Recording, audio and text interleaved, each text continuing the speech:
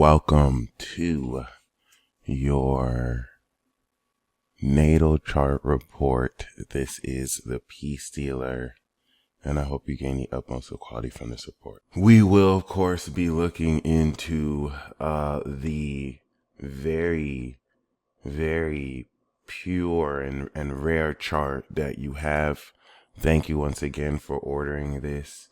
And yeah, the first thing that we want to look at is not only were you born on the new moon in Taurus, which is really relevant for transits, by the way, with Uranus in your 7th and Jupiter in the 7th, the south node that's left your rising and is on your Pluto Saturn. It's a really good period to get a transit forecast if you're ever interested in the next 6 months or a year ahead. You definitely have, everyone does, but you're definitely not only completing important cycles, but we see a lot of these planets literally like around you. Like specifically, we could focus on the Taurus, but relative to the natal chart, regardless, you definitely have a legit chart, my friend. The alien construct article that I usually reference has not added Jupiter there yet, but the author intends to add Jupiter. Otherwise, you would count as the Jupiter instrument alien. Regardless, having Jupiter on the rising sun and even the moon is a placeholder for godhood. Kanye West said, "I told you who I thought I was, a god." And that actually didn't come from nowhere. Waka Flocka referenced the god within him, and he has never seen his chart, so he didn't realize that he was referencing Jupiter on his moon, just like Kanye was referencing Jupiter on his sun. It's not fairly uncommon, but it's not too common either to have any one of these outer planets that, the Greco-Romans have seen as gods, lowercase g's, but really still the power of, especially these rulers of these respective signs that you apply and actually experience with you is still very, very, very relevant, especially in the case where we deal with this element of course, the nature of the Scorpio rising archetype, which is that 210 degree angle to 240 degree coming into Sagittarius, and the Jupiter rising that didn't return here until, let's say, 1994, 12 years later, is very beautiful. 2018 was the last time it toured through your first house, with which you're completing that 6 years of personal evolution. And so relative to this puts you in a position to actively represent the embodiment of this evolution relative to the Scorpio rising archetype as an embodiment of purity. You are the pure royal, which is important because Taurus is natural royalty. So you have the sun and moon, the spirit and soul awareness and understanding of natural royalty, which is the self-made royal. But you apply this towards others. I can identify with this because I actually have a Taurus rising.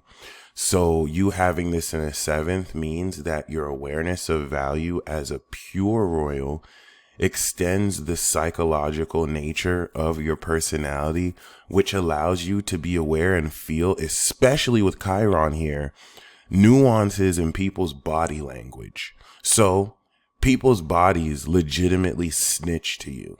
Do they know that they're snitching to you? Probably not, which makes it really fun or frustrating to be around people who may be snitching on themselves unknowingly to you. The Chiron and Mercury here now attaches your brain processing at a very psychoanalytical pace physically, so that you can once again extend this ascended vision that you manifest, which we will talk about is supernatural as fuck, excuse my language, towards your ability to, with this analytical Mercury grounded placement, break down every nuance and bit of the other seventh house body language, communicate to it, and with the moon, intuitively glean and understand what a lot of these nuances mean, which you're directly aware of. So people with the moon here will feel it, but won't always be aware of it. People with the sun here will be aware of it, but won't always understand what they're aware of. You see and understand, and then you can speak to it. Your brain can process it, and that's where Chiron, as a function of your brain, can towards other people instill natural healing. And this enables you to ground stuck or shifted energy in other people, natural energy. And having this expansion of wisdom that you embody enables you so much more strength with which to transform the quality of the grounded nature you connect with other people. So with that being said, once again, you having the ruler of your second house on your AC is a huge deal. This is a Zeus embodiment. Sometimes you see Saturn here, which is a world embodiment. The moon will be high priestess. Mercury will be the magician. Jupiter is going to be the wheel of fortune. So there is a sense of abundance and fortune that you will bring, in the sense that you are your own luck, but it's really more so of the expansive nature of how much more intensely you represent this purity. And before we go into that, we do want to look at Pluto, Mars, and Saturn in the 12th house, which are extremely difficult to have, especially with Pluto that is finishing its 90-degree square to break you through out of this level of inhibition, where now you may be uninhibited towards unconscious habits socially and doubts and fears that will enable you to express more of your actual ideas without any fear of hidden enemies or what others may gossip about behind your back. Saturn here is going to really speak of the extreme quality of integrity that is maintained in order to keep these relationships balanced. But as a Taurus sun, you're going to be aware of this hidden secret house as a part of how you're able to balance your behavior of your own spiritual awareness relative to who you're standing in place with other people. Because as a Scorpio rising, this is going to be a hidden enemy house. It is going to be relative to the social axis of balance with Libra, how your unconscious habits are directly influenced by relationships with other people. This is what's going to directly influence the individual actions with which you form your own habits and lifestyle in the sixth. Everything that with the North Node here, you are being challenged to maintain, which now being a seventh house sun and moon is very interesting, because as a Taurus sun, we see now the opposite, where Aries, which is your sixth house of behavior, is also what as a Taurus sun you will be aware of releasing relative to your unconscious habits. And this is what gives you the best of both worlds. The sixth house natally is 12th to your sun, and the 12th house natally is sixth house from your sun. And that's what gives that seventh house sun archetype that reflexive mirror with which, of course, in the seventh, you present to other people. So you bring wealth to other people. Like you are, if anything, the people's Midas touch. It's except with the wisdom of the Scorpio rising, you have such more of an expansive psychological understanding. Mars here is what's going to tie in the extreme quality of this integrity to your desire and action. So you move like a gangster, a very social gangster that could be mildly flamboyant, but this is a part of you that you may hide, especially relative to not playing your hand. Saturn is exalted here, but Mars is in its detriment. So adding this extremeness of Pluto will represent extreme trust issues, extreme fears, especially when you're able to notice patterns that other people don't. And this can now inhibit you from really sharing more of what it is you observe about relationships with other people, especially because at a level of legendary psychoanalysis at this 12th house power, there will be things in the 7th house that you're able to psychoanalyze just by feeling how people's bodies speak to you, not what they say, and how that's going to contradict how you add up the numbers, or the pieces together, and realize that what it is you're picking up on the body language could go against established conventions or established relationship constructs, or you could basically be talking to someone's boyfriend or girlfriend and their body language is letting you know they're cheating. So this is how you can figure out stuff before many people, and this can now present a lot of issues, especially if you're the one that's projected on against when you were really just, maintaining the balance. So these are just a few of many 12th house issues here with Saturn. This is a very karmic element. You are a part of the Pluto Libra generation, but Saturn here coming into those early 80s represent the karmic authority to hold society accountable relative to what is fair and what is just. And when you put a planet like the God of War here, yeah, Libra is going to polish a lot more how balanced you can act altruistically with others, whereas the Mars and Aries would signify, moving more authentically and more passionately. But you definitely want to keep in mind personally the nature of, with Saturn and Pluto, how these karmic lessons can hold you back if you rest too much on any doubts or fears that may have worked for you and which don't allow you to stretch out of old beliefs. All right. This, of course, really does help expose hidden mechanics in the behaviors of others that you could apply psychologically, but it can really hold you back if you give in to these fears as opposed to letting them be an indicator of what needs to be overcome. We now see further compounded difficulty with the square to your North Node.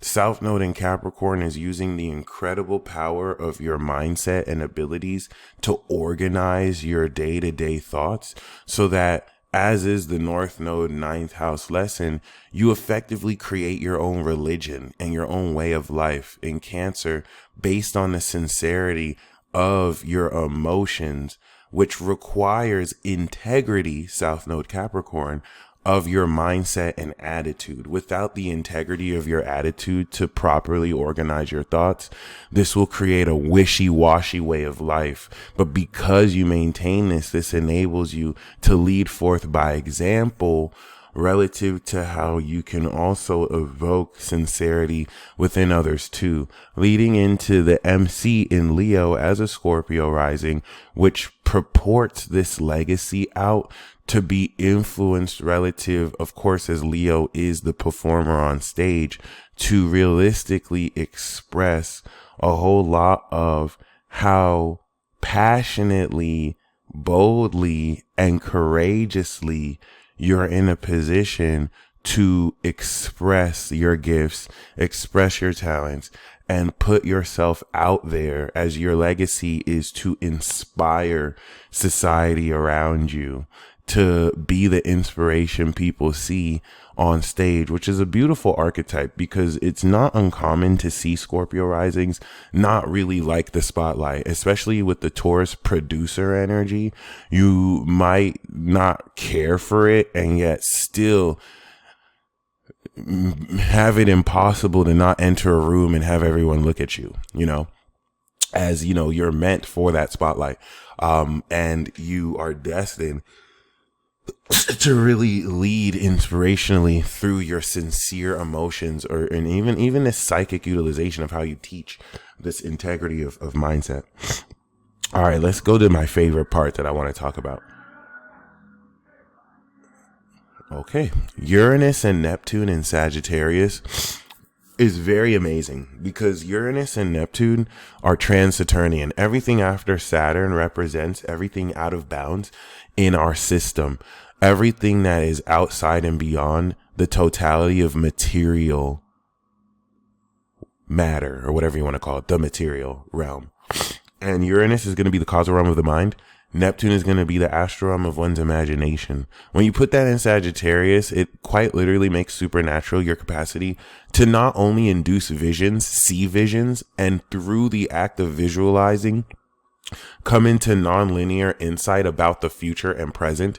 But in the second house, this now beefs up your ability to manifest like instantly. Everyone I've met with this can literally manifest like super instantly, but it's not even so much instant manifestation. This is creation. Of course, representing wisdom, you manifest ascended perspective. I am somewhat familiar with this because as a Taurus rising, I have Gemini and I can manifest an enlightened perspective. The completion of enlightenment is in Sagittarius, ascension. This is the God level. I have more the angel human level. So I can write stuff down on a piece of paper. I've spoken it, and it's happened within moments, within a day, from $40 to $1,000. I've spoken to Sagittariuses and Scorpios with this Sag second house. They've been able to manifest $80,000. Ridiculous experiences. Of course, at the God level, this is the collective totality of everything that's possible. So of course, the greater integrity of one's vision, the more you can control this, especially now with Saturn, which through the 2017s, strengthened the integrity and value of what you got. Okay. Relative to, of course, 2000 or 1986 when it was last there. So this is important because the quality of your self-esteem is very unconventional, and it's meant to be. You're not meant to have a normal, first of all, you're effectively like an alien, like producer God and royal. You're pure royalty. So it's not supposed to be normal. You can literally give people a death stare and have them reevaluate their whole life. But what's very amazing about this is the unconventionality with Uranus and Neptune of how you are really brought to look. And this is yours. Everything in the second house is yours. So this represents fire magic, chaos magic that has a tinge of madness in it that kind of invites you to really color outside the lines. All right. And this is where, or just to get super uber creative, it's just now anything trans-Saturnian is going to be seen as crazy or delusional. And when not truly tapped into it, what it truly is genius and divine. So this is why you'll be able to visualize, certain things you desire and literally watch them happen. But this also is your ability to manifest ascended perspectives that show you into the meaning of an experience, help you give insight beyond the current experience. And as this is the 8th house of Taurus, you can manifest perspectives that completely transform your awareness of who you are with and who you're dealing with. And now subsequently, how you take this ascended fire and enhance the natural healing of other people. Taurus will, as the earth element dictates, actually be triggered and activated by touch. So this is a Midas touch, and you're taking the pure energy of Scorpio enhanced by the ascended magic of Sagittarius through your vision. And this is what enables you to, of course, strengthen this through the fixed strength of Taurus. The angle with which you forcefully now actually press down on this is the Libra cardinal direction, which the angle and perspective is Sag, and that's what influences how strong you bring this natural quality you express towards other people. And this is where you can really have fun with this. You have to be willing to be out of bounds, because now the imagination of your exalted heart here with Pisces will color in those lines that you can draw out of. It's going to connect with this Jupiter placement that's going to expand expand the depth of quality of how much more intense you can tap into said wisdom.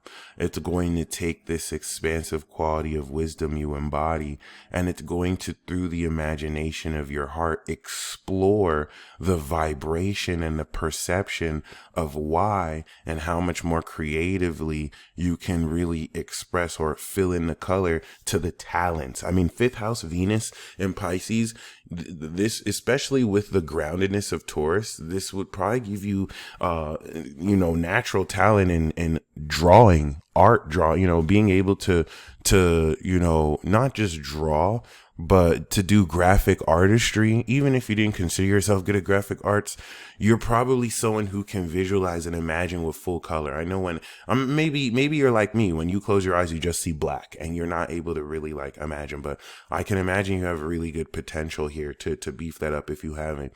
And this also now takes this unconditionally loving heart and it enables you a very creative means with which to fully express the heightened imaginative quality of how magical you can now, as a genie, wish and make things come true with your heart. That's the coolest thing about Venus and Pisces placements. It's the most legendary heart placement outside of a 12th house Venus. Any wish you make on your heart will come real, be made real. And you do this through other people, which of course expressed in the 7th house enables you to ground this with, of course, the other people channel or the 7th house channel. And this is where, of course, with that connection to the nodes, it colors a lot more the experience of what it is you want to lead forward in your philosophical makeup and approach. So yes, very amazing chart. Once again, it'd be really cool to see realistically what the transits are like for you. And a lot of how you'll really make do with Saturn going direct in your 5th house, which is 11th house to your Taurus sun, will really speak a lot towards how you're getting ready to master this element of creativity and who you'll be aware you're meant to really express this talent with. The next thing we want to look at is the perspective versus your awareness, the objective awareness.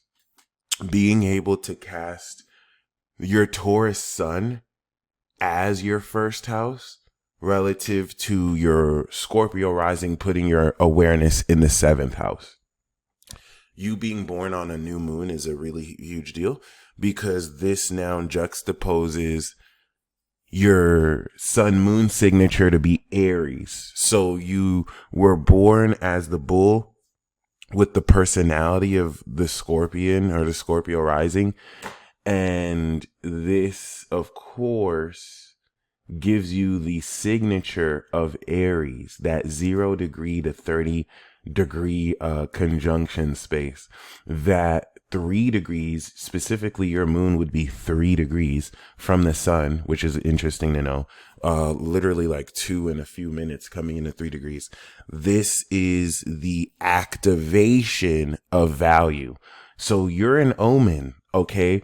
Whenever you could tell by one sun moon signature what they're an omen for. All right. Based on the activation of this Taurian natural energy, whenever someone is ready to activate a new quality of value, new self-esteem, whenever they're here to make new money, you're going to show up in their life. In fact, just seeing you makes me giddy because now you also not only have this Midas touch activation for other people, you are quite literally a representative of Zeus in its purest Scorpio state. So it's literally like Zeus sent you to bless me. I'm not going to lie. You bought this reading. I hope this really speaks to you. But I want you to see yourself as that. Like, you're royalty, my G. You are a pure royalty. Okay. So like whenever you show up on the scene, it's because you're getting ready to heal others and activate a new cycle of wealth for them. Whether they know that, whether you're aware of that, it's not like you are thinking, I'm going to activate this. Just by you being in their presence, it's an omen. Okay. Everyone has omen signature. And so, that's really powerful. The new moon omens are omens of new beginnings. And this is where, as the Taurus sun and moon, this awareness of this activation of value is in the seventh house going to be how you take this awareness and identify with the values of other people to help them be aware of where they may need improvement, because Jupiter will bring evolution. Jupiter opposite this is a 180-degree angle, which now completes how you can directly harness this extra sauce. So, I mean, if it was just the new moon in Taurus, you'd have that Midas touch. But the Jupiter opposition is now the secret recipe and extra sauce that adds so much more intensity to this Midas touch. And that makes you unparalleled. All right. That definitely, to see specificity and precision in degrees like this, not a coincidence. You really got it like that. So, that's why I'm really excited. Like, I don't look at these things as coincidences. Clearly, you were meant to order this reading. And I just really want to leave you with the fact that just like you've blessed me, you bless everybody that you come across like this. This is how we all kind of bless each other. I have the Scorpio signature, so I'm usually an omen for transformation when people are ready to transform or end something. You know what I mean? They're usually going to come across to me, but it's not necessarily as specific like that all the time. Everyone's a little different. But it's just really nice to see. If we talk about the exact 3-degree yod with the 2-degree Mars and 3-degree Uranus, that's the most relevant yod you have in your chart. We have another version with Pluto, Neptune, and we could say Chiron, but because the sun is your awareness, this yod takes, and 333, by the way, you're literally the real deal. So we do have Mars, which is going to be the power. Uranus is going to be the unconventional, innovative perspective. All right. This is the quality of genius and your ability to visualize that you have, ascended ability. And then now this is going to be the strength and the value with which you touch other people. Pause. But really, actually add value to other people. So Mars is going to be that hidden sense of action, which you'll be aware of is integrative in nature, socially towards others. But as a Scorpio rising, you might be a lot more strategic in how you reveal. It's balanced, and that balanced action is going to connect with this super naturally unconventional method of visualization. And, knowing that can enable you to play with these two themes, even though they've long since progressed, so that it will influence always how much more strength it is you apply towards, once again, other people.